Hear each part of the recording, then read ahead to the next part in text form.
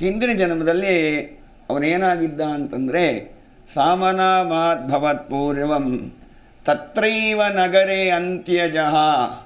ನೀನು ಯಾವ ರಾಜ್ಯದ ರಾಜನಾಗಿದ್ದಾನೋ ಈಗ ನಿನ್ನ ಮಗ ಕೃತವೀರ್ಯ, ಅದೇ ರಾಜ್ಯದಲ್ಲಿ ಅವನು ಸಾಮ ಅನ್ನುವಂಥ ಹೆಸರಿನಿಂದ ಎಂಥ ಕಡು ಪಾಪಿ ಅಂದರೆ ಯಸ್ಯ ದರ್ಶನಂ ಪುಣ್ಯನಾಶಕೃತ್. ಅವನ ಮುಖ ನೋಡಿದ್ರೇ ಮುಂದುಗಡೆ ಇರೋರ ಪುಣ್ಯ ನಾಶ ಆಗ್ತಾ ಇತ್ತಂತೆ. ಅಂತಹ ಪಾಪಿಷ್ಟ, ಕೆಟ್ಟ ಕೆಲಸವನ್ನೇ ಮಾಡಿ ಇರೋರಿಗೆಲ್ಲ ಹಿಂಸೆ ಕೊಟ್ಟು ಜೀವನ ಮಾಡಿ ಮಾಡಿ ಮಾಡಿ ಕಡು ಪಾಪಿ ಅವನು. ಅಂದರೆ ಹಿಂದಿನ ಜನ್ಮದಲ್ಲಿ. ಈಗ ಮಹಾರಾಜ ಹೇಗಾಗಿದ್ದಾನೆ ಅಂತ ಹೇಳ್ತೀನಿ ಕಡೆಗೆ. ಅಂತಹ ಅವನೇನು ಮಾಡ್ತಾನೆ, ಒಂದು ದಿವಸ 12 ಜನ ವೈದಿಕರು ಮಾರ್ಗದಲ್ಲಿ ಬರ್ತಾ ಇರ್ತಾರೆ. ದರೋಡೆ ಮಾಡೋದೇ ಅವನ ಕೆಲಸ ಆಗಿತ್ತಾಗ. ಸಾಮ ಅಂತ ಹೇಳುವಂಥ ಹೆಸರಿನಲ್ಲಿ ಅವ್ರನ್ನ ಹಿಡಿದು ಹಾಕಿ ಅವ್ರನ್ನೆಲ್ಲ ಕೊಂದು ಅವ್ರ ಹತ್ರ ಏನೆಲ್ಲ ಇತ್ತು ಆಭರಣಗಳಿರ್ಬೋದು ಎಲ್ಲ ದೋಚಿಕೊಂಡು ಮನೆಗೆ ಬರ್ತಾನೆ. ಮನೆಗೆ ಬಂದು ಸಂಧ್ಯಾಕಾಲ ಆಗಿದೆ. ದೈವಾನುಗ್ರಹ ಏನು ಅಂತಂದರೆ ಅವತ್ತು ಮಾಘ ಮಾಸದ ಕೃಷ್ಣ ಪಕ್ಷದ ಚೌತಿಯ ದಿನ. ಗಣೇಶೇತಿ ಗಣೇಶೇತಿ ಪುತ್ರಮಾಹುರ ಸತ್ವರಂ. ಅವನ ಮಗನ ಹೆಸರು ಗಣೇಶ ಅಂತ ಇಟ್ಟಿರ್ತಾನೆ. ಮನೆಗೆ ಬಂದ ಗಣೇಶ ಗಣೇಶ ಅಂತ ಕರೆದಿದ್ದಾನೆ.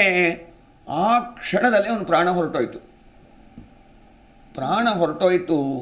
ಪ್ರಾಣ ಉತ್ಕ್ರಮಣ ಕಾಲದಲ್ಲಿ ಅವನು ಗಣೇಶ ಅನ್ನುವಂಥ ಗಣಪತಿಯ ನಾಮದ ಉಚ್ಚಾರಣೆ ಮಾಡಿದ್ರಿಂದ ಈ ಜನ್ಮದಲ್ಲಿ ಅಜ್ಞಾನಕೃತ ಸಂಕಷ್ಟಹರ ಚತುರ್ಥಿ ವ್ರತ ಸಂಭವಾತ್. ಏನಾಗೋಯ್ತು, ಮಾಘ ಮಾಸದ ಕೃಷ್ಣ ಪಕ್ಷದ ಚೌತಿ ಚಂದ್ರೋದಯ ಕಾಲದಲ್ಲಿ ಗಣಪತಿಯ ನಾಮಸ್ಮರಣೆ ಮಾಡಿ ದೇಹತ್ಯಾಗ ಮಾಡಿದ್ರಿಂದ ಅವನಿಗೆ ಈ ಜನ್ಮದಲ್ಲಿ ಪೂರ್ವಜನ್ಮ ಕೃತಂ ಪಾಪಂ ವ್ಯಾಧಿ ರೂಪೇಣ ಬಾಧತೆ ಅಂತಿದ್ದಾಗೆ ಪದವಿ ಪೂರ್ವ ಪುಣ್ಯಾನಾಂ. ಆ ಗಣಪತಿಯ ನಾಮಸ್ಮರಣೆ ಮಾಡಿದ ಪುಣ್ಯದ ಫಲದಿಂದ ಅವನು ಕೈವಲ್ಯನೇ ಸಿಕ್ತಿತ್ತು. ಆದರೆ ಅವನು ಕರ್ಮ ಸೌದಿಲ್ಲ. ಅವನು ಮಾಡಿರೋಂಥ ಪಾಪಕ್ಕೂ ಫಲ ಅನುಭವಿಸ್ಬೇಕಲ್ಲ.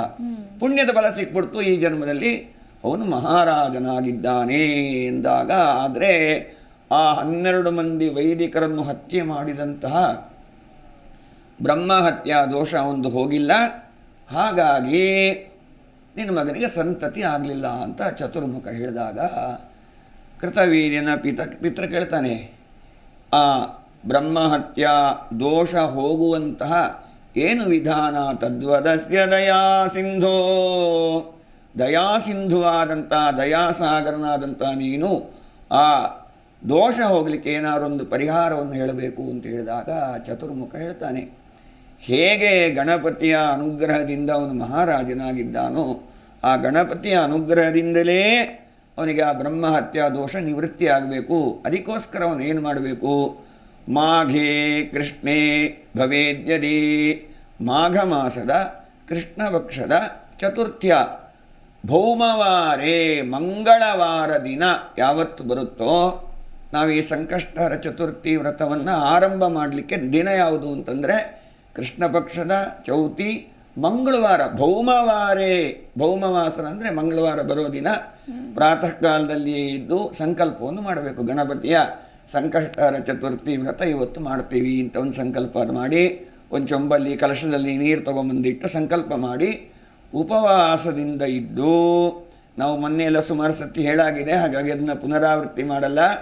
ಕಾಯಿಕ, ವಾಚಿಕ, ಮಾನಸಿಕ ಅಂದರೆ ಬಾಯಲ್ಲಿ ಆ ಗಣಪತಿಯ ಸ್ಮರಣೆಯನ್ನೇ ಮಾಡೋದು, ಮನಸ್ಸಿನಲ್ಲಿ ಕೂಡ ಗಣಪತಿಯ ಸತಚಿತ್ತಾನಂದ ಸ್ವರೂಪಿಯ ಚಿಂತನೆಯನ್ನು ಮಾಡಿ ಭಗವಂತನ ಸಾಮೀಪ್ಯದಲ್ಲಿ ತ್ರಿಕರಣಪೂರ್ವಕವಾಗಿ ಭಗವಂತನ ಸ್ಮರಣೆ ಮಾಡೋದಕ್ಕೆ ಉಪವಾಸ ಅಂತ ಹೇಳಿ ಹೆಸರು. ಅಂತಹ ಉಪವಾಸದಿಂದಿದ್ದು ಸಂಧ್ಯಾಕಾಲದಲ್ಲಿ ಕಲಶ ಸ್ಥಾಪನೆಯನ್ನು ಮಾಡುವಂಥದ್ದು.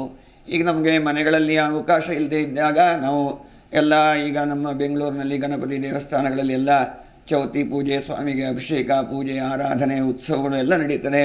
ಅಂತಹ ಒಂದು ದೇವಸ್ಥಾನಕ್ಕೆ ಹೋಗಿ ನಾವು ಶ್ರದ್ಧೆಯಿಂದ ಭಕ್ತಿಯಿಂದ ಮಂಗಳಾರತಿಗಾಗೋಗಿ ಹೋಗೋದಲ್ಲ, ಆರಂಭದಲ್ಲೇ ಹೋಗಿ ಆ ದೇವಸ್ಥಾನದಲ್ಲಿ ಗಣಪತಿಗೆ ಅಭಿಷೇಕ ಆಗುತ್ತೆ, ಕೂತ್ಕೊಳ್ಳೋದು, ಪ್ರಾರ್ಥನೆ ಮಾಡ್ಕೊಳ್ಳೋದು. ಸಂಕಷ್ಟ ಹರ ಎಲ್ಲ ನಮ್ಮ ಕಷ್ಟ ಓಂ ನಮೋ ಹೇರಂಬ ಮದಮೋದಿತ ಮಮ ಸರ್ವ ಸಂಕಷ್ಟಾನ ನಿವಾರಯ ಅಂತ ಯಾಚನೆ ಮಾಡಿಕೊಳ್ಬೇಕು. ಜಿ ಕನ್ನಡ ನ್ಯೂಸ್ ಈಗ ನಿಮ್ಮ ಮನೆಯಲ್ಲೇ ನೋಡಿ. ಎಲ್ಲ ಕೇಬಲ್ಗಳಲ್ಲಿ ಈಗ ಲಭ್ಯ. Sun Direct, 292, Jio TV 1334, U digital 162, city cable 51, GTPL 17, Abhishek cables 821, rock line telecommunication 51, Shri Basaveshwara number 60, Vinayaka digital number 53, in digital number 896ರಲ್ಲಿ. ನಿಮ್ಮಿಸ್ತದ ಜಿ ಕನ್ನಡ ನ್ಯೂಸ್ ನೋಡಿ ಆನಂದಿಸಿ.